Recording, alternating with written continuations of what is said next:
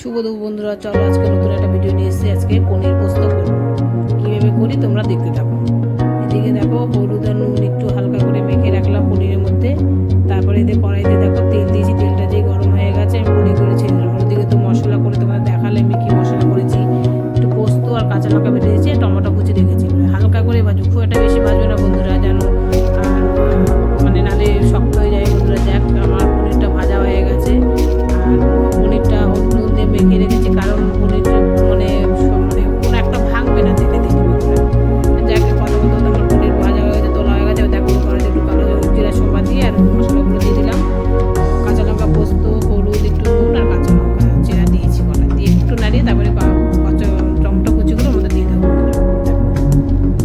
দিয়ে একটু কষিয়ে নেবো যতক্ষণ না তেলটা ছাড়বে। তেলটা ছাড়া গেলে বন্ধুরা জল দিয়ে দেবো। তোমরা তো সবসময় পনির টক দই দিয়ে খেয়ে খাও, তোমরা একটু এইভাবে একবার খেয়ে দেখো। মানে টক দই ছাড়া টমেটো দিয়ে দারুণ লাগবে, দুর্দান্ত লাগে বন্ধুরা।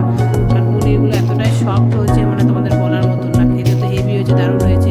তোমরা এইভাবে একবার টমেটো দিয়ে পোস্ত দিয়ে মানে পনির করে খেয়ে দেখো, আর টক দই লাগবে না, দারুণ খেতে হয়েছে। মানে মাছ মাংস খেয়ে হাত চেটে চেটে খেতে ইচ্ছে করে বন্ধুরা। দেখো কথা দেখো আমার মোটামুটি হয়ে গেছে, দেখো জল ফুটে গেছে। এবার পনিরগুলো সব দিয়ে দেবো, আর পনিরগুলোর সাইজ সব একরকমই রেখেছি। এতটাই সফট হয়েছে মানে বলার মতন না তোমাদের। দেখ একটু ফুটে নামিয়ে নেবো, ফুটে উঠলে একটু গেবি গেবি রাখবো বন্ধুরা। দেখো ফুটে প্রায় আমার হয়ে এসছে, দেখো এই যে